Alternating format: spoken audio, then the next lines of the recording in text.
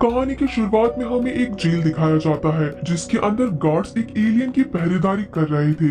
वहीं पे हम देखते हैं कि एक विजिटर लड़की आती है अपने हाथ में केक लेके, और वो जेल में बंद एलियन से मिलने के लिए आई थी। केक को चेक करने के बाद में गार्ड्स उसे अंदर जाने की परमिशन दे देते हैं, लेकिन उसी के साथ में दो गार्ड उसके पीछे पीछे जाते हैं। अब यहाँ हमें स्टोरी के विलन को दिखाया जाता है जिसका नाम था बोरिस। ये एलियन एक बॉग्लोडाइन एलियन स्पीशीज का था, यानी कि उस प्रजाति का एक आखिरी एलियन ही बचा था जिसे जेल की सलाखों के अंदर रखा गया था। जो विजिटर लड़की उसके लिए केक लेके आई थी, कुछ ही देर के अंदर हम देखते हैं कि उसमें से एक छोटा सा जानवर निकलता है। ये जानवर एक एलियन था जो कि बोरिस के शरीर का ही हिस्सा था, और अब वो जानवर बोरिस के अंदर जाने के बाद में वहाँ पे खड़े गार्ड्स को मार देता है, और उसके बाद में वो बोरिस के सारे हथकड़ियों को तोड़ देता है और बोरिस को आजाद कर देता है। बोरिस उस जेल से निकल के बाहर जाने लगता है और आगे निकलने लगता है, लेकिन वहाँ आगे जाने के बाद में भी बोरिस को बहुत सारे गार्ड्स का सामना करना पड़ता है। तभी वहाँ पे बोरिस जेल की दीवार के अंदर बहुत बड़ा सा ब्लास्ट करता है और वहाँ पे सारे के सारे लोग उड़ने लगते हैं। तब हमें पता चलता है कि ये जेल अर्थ पे नहीं बल्कि अंतरिक्ष के अंदर है। अब बोरिस जब वहाँ से बाहर आता है तो हमें पता चलता है कि ये एक ऐसा जेल है जो कि चांद पे बना है जिसका नाम है लूनार मैक्स, और इसी के अंदर बोरिस जानवर को कैद किया गया था। अब हमारा सीन शिफ्ट होता है जहाँ पे हमें एजेंट के और एजेंट जे दिखाए जाते हैं अपने वापस से पुराने मिशन पे, और तब उन्हें पता चलता है कि यहाँ पे एक नई स्पेसशिप आई है जो कि किसी एलियन की है, और ये कौन एलियन है ये बात इन्हें पता लगानी थी। वो जो मैन इन ब्लैक के हेडक्वार्टर्स पे पहुंचते हैं तो वहाँ एक कॉन्फ्रेंस चल रहा था। वो कॉन्फ्रेंस चल रहा था चीफ जेड के लिए, यानी कि जिनकी डेथ हो चुकी थी, और अब उनकी जगह ले ली थी एजेंट ओ ने। एजेंट के और एजेंट ओ एजेंट जेड को श्रद्धांजलि देने के लिए कुछ वर्ड्स वहाँ कहते हैं। उसके बाद हमें एक शॉप दिखाई जाती है जहाँ पे एक लड़का बैठा था जिसका नाम था जेफरी प्राइस। उसके पास में बोरिस आ खड़ा होता है और बोरिस कहता है कि मुझे वो टाइम ट्रेवल की मशीन बताओ। तब जेफरी उसे कहता है कि क्या आप मेरे फादर से मिले हैं? मैं आपको बताना चाहती हूँ कि ये जो जेफरी है ये उबेडिया प्राइस का बेटा है। उबेडिया प्राइस बोरिस के साथ में ही लूनार मैक्स के जेल के अंदर बंद था पिछले काफी सालों से, और एक वही इंसान था जिसे टाइम ट्रेवल के बारे में सब कुछ पता था। इधर दूसरी तरफ एजेंट के को पता चल चुका था कि बोरिस जानवर यहाँ पे आ चुका है, क्योंकि जिस स्पेसशिप का वो लोग पता लगा रहे थे वो बॉग्लोडाइन एलियंस की थी। वो लोग एक रेस्टोरेंट में पहुंचते हैं जहाँ के शेफ से वो बात करने की कोशिश करते हैं। वो शेफ असलियत में एक इंसानी शेफ नहीं बल्कि वो भी एक एलियन ही था। एजेंट के उस एलियन पे काफी ज्यादा गुस्सा होते हैं जो कि यहाँ का शेफ था, क्योंकि वो इंसानों को एलियंस खिलाया करता था। ये बात देख के एजेंट के कहते हैं कि तुम्हारा लाइसेंस यहाँ से कैंसिल कर दिया जाएगा अगली बार अगर तुमने इंसानों को एलियंस खिलाए तो। एजेंट के एजेंट जे के साथ में उसी रेस्टोरेंट में बैठ जाता है वहाँ पे बोरिस का इंतजार करने के लिए। एजेंट के को पता था कि बोरिस यहाँ पे जरूर आएगा, लेकिन कुछ ही देर के अंदर वहाँ पे फाइट शुरू हो जाती है। उस रेस्टोरेंट में बैठे हुए सारे के सारे लोग एलियंस थे, और वो देखते ही देखते के और जे पे अटैक करना शुरू कर देते हैं। किचन में एक बड़े से फिश टैंक के अंदर जो एक फिश एलियन थी वो भी अब बाहर आ चुकी थी, और वो एजेंट जे के पीछे पड़ चुकी थी। अब वहाँ जब बोरिस भी पहुंच चुका था तो वो एजेंट के को मारने की कोशिश कर रहा था, और उसी समय के को बचाने के लिए जे वहाँ पे पहुंच जाता है, और जैसे ही वो दरवाजा खोलता है तो बोरिस के हाथों से निकले तीर उस दरवाजे में लग जाते हैं। के और जे काफी ऊंची बिल्डिंग से नीचे गिरने लगते हैं। वो बच तो जाते हैं, लेकिन ऊपर खड़ा बोरिस एक बात बोल जाता है जाते जाते कि के तुम तो असलियत में जिंदा भी नहीं हो। ये बात सुन के काफी ज्यादा सोच में पड़ जाता है। ये बात जे को भी समझ में नहीं आती है कि आखिर वो बोरिस जानवर के को ये कौन सी बात कहकर गया। जब जे के से ये बात पूछता है तो के उसे कोई भी चीज नहीं बताता है और कहता है कि तुम्हें वो बात नहीं जाननी चाहिए जो तुम कभी जानना ही नहीं चाहते हो। अगले दिन जे मैन इन ब्लैक के हेडक्वार्टर्स पे आके के और बोरिस जानवर के बारे में सब कुछ जानने की कोशिश करता है। वहाँ पे उसे सिर्फ ये इन्फॉर्मेशन मिलती है कि 15 जुलाई 1969 के अंदर बॉग्लोडाइन एलियन में से एक एलियन जिसका नाम था बोरिस जानवर, उसने काफी सारे एलियंस को मार दिया था। इसी कारण उसे बंदी बनाया गया था।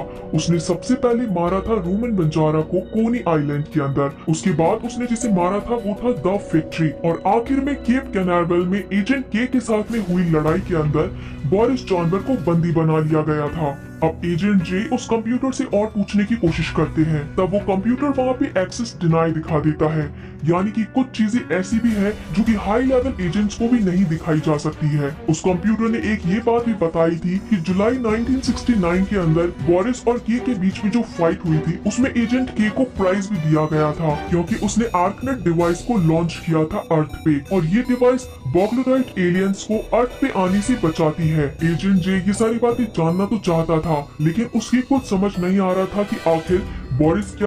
लेकिन के को एक बात मालूम थी कि इफ अगर बोरिस जॉनवर कैदी नहीं रहा है और वो अर्थ पे आ चुका है तो वो के को मारने के लिए, बदला लेने के लिए जरूर आएगा।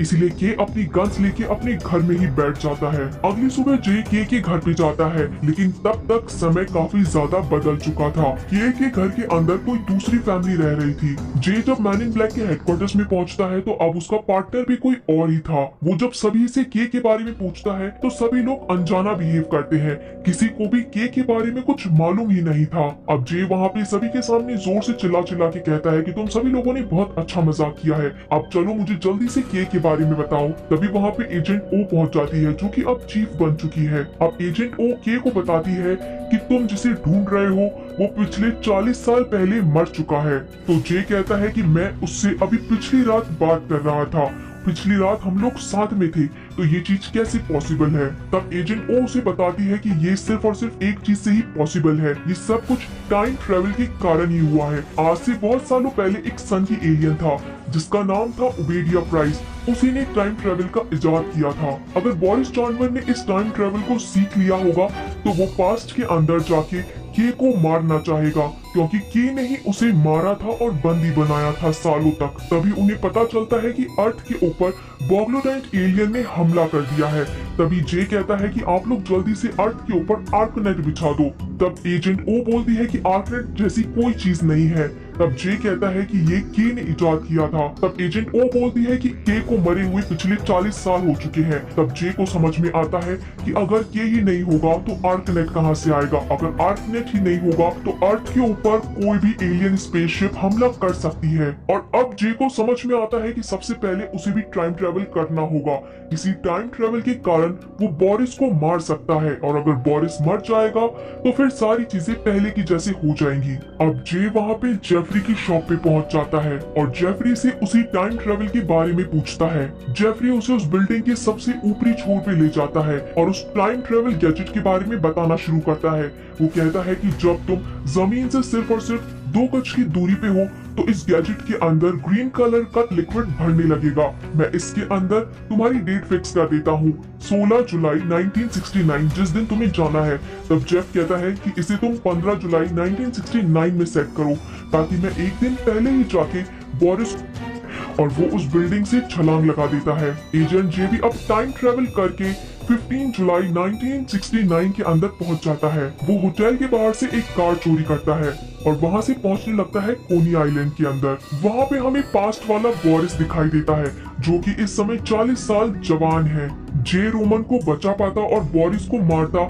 इससे पहले ही बोरिस रोमन बंजारा को मार चुका था और वहां से निकल चुका था। जे ऑलमोस्ट बोरिस को शूट करने ही वाला था कि इससे पहले पहुंच जाता है वहां पे एजेंट के हैं। वो एजेंट जे को बिल्कुल भी नहीं जानता है और उसे इलेक्ट्रिक शॉक देके बेहोश कर देता है। होश में आने के बाद में जे के को देखता है। वो उसे ज्यादा कुछ तो नहीं बताता है, लेकिन तभी उसके मुंह से के निकल जाता है। और के जब जे से अपना नाम सुनता है तो उसका सबसे पहले क्वेश्चन ये होता है कि तुम मुझे कैसे जानते हो और तुम्हारे पास ये डिवाइसेस कैसे हैं। तब जे उन बातों को घुमाने लगता है और उसी समय वहाँ पे एजेंट ओ भी पहुंच जाती है। अब के को जे काफी ज्यादा सरफिरा इंसान लगता है। के को जे की किसी भी बात पे भरोसा नहीं होता है, इसीलिए वो जे की याददाश्त मिटाने के लिए उसे याददाश्त मिटाने वाले कमरे में ले जाया जाता है, क्योंकि आज से 40 साल पहले न्यूक्लियोलाइजर अभी तक इन्वेंट नहीं किया गया था। जे वहाँ पे के को रोकने की सारी कोशिशें करता है, लेकिन के उसकी एक भी बात नहीं मानता है। आखिरी के 15 सेकंड ही बचे थे जब जे की याददाश्त मिटा दी जाने वाली थी, लेकिन उसी समय जे वहाँ पे कुछ ऐसी बातें बोलता है जिससे के वो बात सुनने पे मजबूर हो जाता है।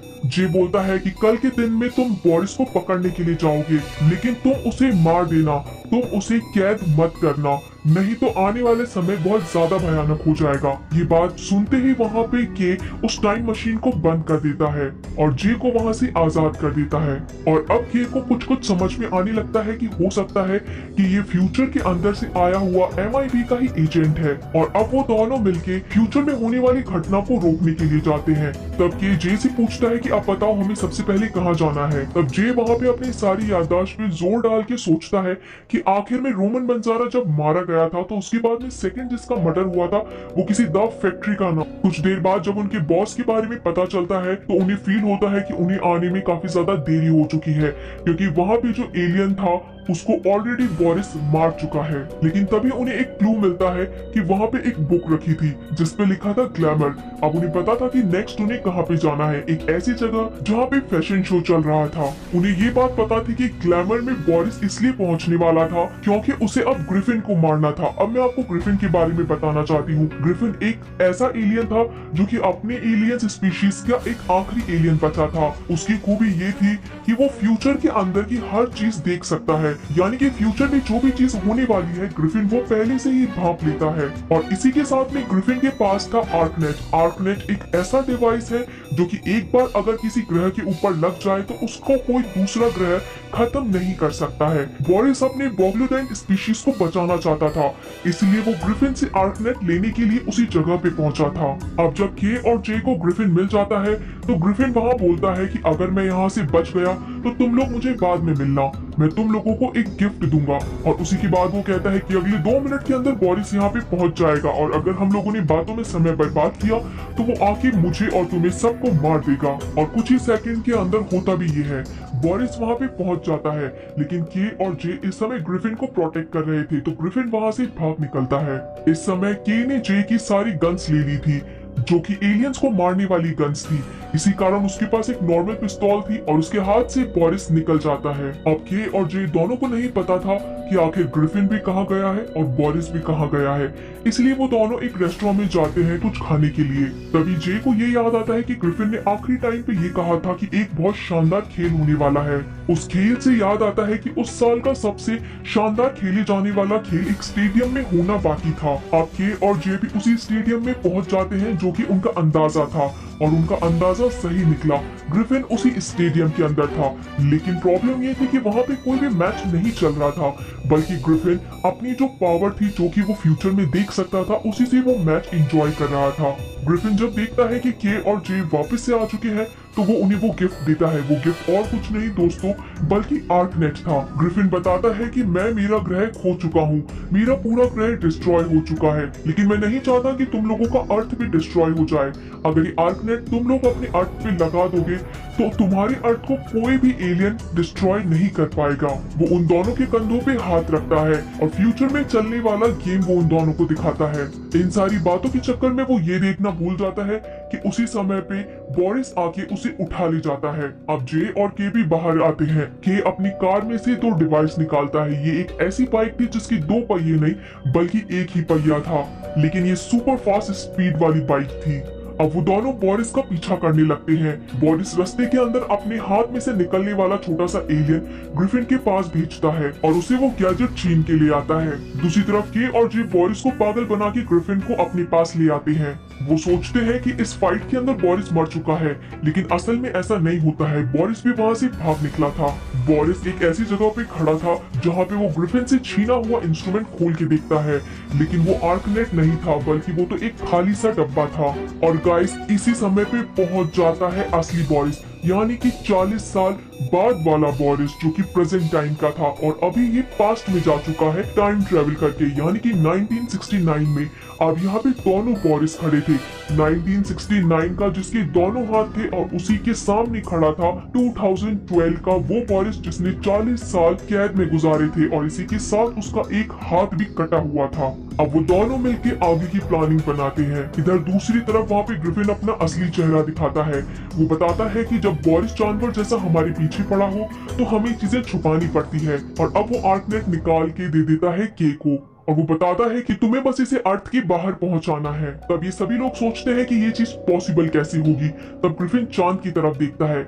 ये वो साल था जिसके अंदर चंद्रयान मिशन होना था, यानी कि इंसान पहली बार मून पे जाने वाला था। अब ग्रिफिन ये बताता है कि तुम्हें बस इसे रॉकेट के ऊपर ये आर्कनेट लगाना है, बाकी काम ही अपने आप खुद कर लेगा। लेकिन तभी जे वहाँ पे मना कर देता है कि के वहाँ पे नहीं जाएगा, यानी कि कैप कैनारवेल, जहाँ पे ये सारी की सारी चीज होने वाली थी, जहाँ पे रॉकेट लॉन्च होने वाला था। जे बताता है कि इसका कोई दूसरा ऑप्शन हो सकता है क्या। तो ग्रिफिन कहता है कि जिसकी मौत लिखी है वहाँ पे वो तीनों वहाँ से निकल पड़ते हैं और वो पहुंच जाते हैं रॉकेट लॉन्च की साइट पे। लेकिन उनका वहाँ जाना इतना भी आसान नहीं था।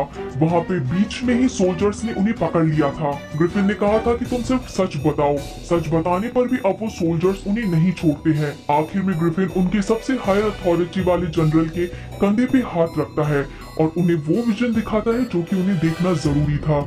उसके बाद में सारे सोल्जर्स से वो उन्हें रिहा करने के लिए कहता है। जे वहाँ पे ग्रिफिन को अपने साथ में आगे आने के लिए कहता है, लेकिन ग्रिफिन कहता है कि अगर समय रहा तो मैं जरूर मिलूंगा, मेरा सफर यहीं पे खत्म होता है। और अब जनरल जे और के को उस लिफ्ट तक पहुंचा देते हैं जहां से वो उस रॉकेट के स्केप कैप्सूल तक पहुंच सके। जनरल उन दोनों को बताते हैं कि स्केप कैप्सूल पे पहुंचने के बाद में आप लोग वहां से जल्द ही निकल जाइएगा, क्योंकि अगर आप वहां से नहीं निकले तो इससे निकलने वाली गर्मी आप दोनों को जला सकता है। तब जे वहाँ पे जनरल से पूछता है कि आखिर ग्रिफिन ने तुम्हें क्या दिखाया था। तो जनरल वहाँ कहता है कि मुझे आप और आपके काम को दिखाया गया था, जो कि बहुत ज्यादा जरूरी है हमारी अर्थ के लिए। जे और के अभी तक भी अपनी डेस्टिनेशन पे नहीं पहुंचे थे और तभी वहाँ पे बोरिस पहुंच जाता है। जे कहता है कि बोरिस को मैं संभालता हूँ, तुम ऊपर जाओ। के वहाँ पे ऊपरी छोर पे पहुंच चुका था और वो ऑलमोस्ट रॉकेट के पास पहुंचने ही वाला था कि बीच में वहाँ पे बोरिस पहुंच जाता है। एक बोरिस था 1969 का और दूसरा था ओल्ड बोरिस, जो कि 40 साल बाद वाला बूढ़ा बोरिस 2012 वाला था। उसकी फाइट हो रही थी जे के साथ में। जे जैसे ही बोरिस को मारने के लिए आगे बढ़ता है, उसी समय बोरिस अपने हाथ से निकलने वाले तीरों से जे को घायल कर देता है। और जे को अब पता था कि वो टाइम ट्रेवल कर सकता है और इसी के साथ में वो बोरिस को भी खत्म कर सकता है। तो वो वहाँ पे बोरिस की तरफ भागता है और बोरिस को अपने साथ में लेके ही उस जगह से नीचे कूद जाता है। अब जब वो नीचे कूदता है इतनी ज्यादा ऊंचाई से, तब वो अपने हाथ में टाइम ट्रेवल वाला गैजेट को भी सेट कर देता है। कुछ ही सेकंड के अंदर वो गैजेट वापस उन्हें ऊपर पहुंचा देता है। यानी कि इस समय फिर से बोरिस एजेंट जे को मारने लगता है, लेकिन इस समय जे को पहले से ही पुरानी वाली घटना मालूम थी, तो वो उसके सारे के सारे अटैक से बचने लग जाता है और फिर से बोरिस को धक्का दे देता है। लेकिन इस बार वो खुद नहीं कूदता है। इससे हमें ये पता चलता है कि जे उस बोरिस को मार देता है जो कि टाइम ट्रेवल करके आया था। दूसरी तरफ के अब एस्केप कैप्सूल की तरफ पहुंच चुका था और वहां पे वो आर्कनेट लगा देता है। उधर दूसरी तरफ के जब एस्केप कैप्सूल पे पहुंचता है तो वहां पे नया वाला बोरिस भी पहुंच जाता है और उसके हाथ में आर्कनेट आ जाता है। लेकिन तभी के वहां पे अपने गन से उसे शूट करता है और बोरिस का एक हाथ कट जाता है और 1969 वाला बोरिस वहां से नीचे गिर जाता है। तभी के वो आर्कनेट उठाता है और एस्केप कैप्सूल के अंदर रख देता है और वहां से तेजी से भागने लगता है। कुछ ही देर के अंदर के वहां से निकल के सेफ प्लेस पे पहुंच जाता है जहां पे उसे जनरल मिलता है। और कुछ ही देर के अंदर हम ये भी देखते हैं कि रॉकेट लॉन्च हो जाता है। लॉन्च होने के बाद जैसे ही वो अर्थ को पार करता है तो आर्कनेट चलने लग जाता है और वो पूरे अर्थ को कवर कर लेता है। अब जब जनरल पूछते हैं के से कि आखिर जे कहाँ पे गया, तो के बताता है कि वो अपनी दुनिया में वापस जा चुका है, लेकिन असल में जे अभी भी गया नहीं था, वो वहीं पे पास में ही खड़ा था। उसी समय 1969 वाला बोरिस वहाँ पे फिर से आ खड़ा होता है। वो के को मारने के लिए वहाँ पे पहुंचा था। वो जैसे ही के को मारने वाला था कि तभी जनरल के को हटा के खुद सामने खड़े हो जाते हैं और बोरिस अटैक कर देता है जनरल पे। इसी कारण वहाँ पे जनरल मर जाता है। जैसे कि हमें पता है कि ग्रिफिन ने बताया था कि मौत तो होके रहेगी, किसी ना किसी की जरूर होगी, तो ये मौत आ जाती है जनरल के ऊपर। ये सारी चीजें वहाँ पे जे खड़े होके देख रहा था साइड में। जब जनरल मर जाता है तो उनके वहाँ पे साइड में खड़ी गाड़ी से निकल के एक बच्चा आता है जिसका नाम भी जेम्स ही था और वो था उस जनरल का बेटा। वो बताता है कि मेरे फादर ने यहाँ पे मुझे एक वॉच दी थी जिसके अंदर हम लोगों ने टाइम सेट किया था रॉकेट लॉन्च का, जिसका टाइम था 9:30 का। तभी वहाँ पे एजेंट जे अपने पॉकेट से एक वॉच निकालता है और देखने लगता है कि वो छोटा बच्चा और कोई नहीं बल्कि वो खुद था। उस इंसिडेंट पे आज से 40 साल पहले वो खुद भी वही खड़ा था। तब वो बच्चा के से पूछने लगता है कि मेरे फादर कहाँ गए और वो कब आएंगे। तो के उसकी बातों का कुछ जवाब नहीं दे पाते हैं और वो कहते हैं कि तुम्हारे फादर सुपर हीरो हैं, और वो उस बच्चे की मेमोरी वहाँ से इरेज कर देते हैं और काफी सालों तक उस बच्चे का ध्यान रखते हैं। और अब जे को सब कुछ समझ में आ चुका था कि आखिर इतने सालों से जो वो सोचता था कि उसके पापा उसे छोड़ के चले गए हैं, बल्कि उसे छोड़ के नहीं गए थे, उस इंसिडेंट के अंदर उनकी डेथ हो गई थी। अब जे का टाइम ट्रेवल वाला टाइम भी खत्म हो चुका था। वो फिर से उसी दिन पे पहुंचा था जहाँ पे लास्ट डे उन दोनों ने साथ में बिताया था। और अब जे के से मिलके काफी ज्यादा खुश था और काफी ज्यादा थैंकफुल था कि इतने सालों तक जो भी गिले शिकवे थे वो सब अब दूर हो चुके हैं। हालांकि इस समय के को नहीं पता था कि जे ये टाइम ट्रेवल करके पहुंचा है यहाँ पे, लेकिन ये सारी चीजें ग्रिफिन पास में बैठ के देख रहा था और वो कहता है कि ये उसके लाइफ का अब तक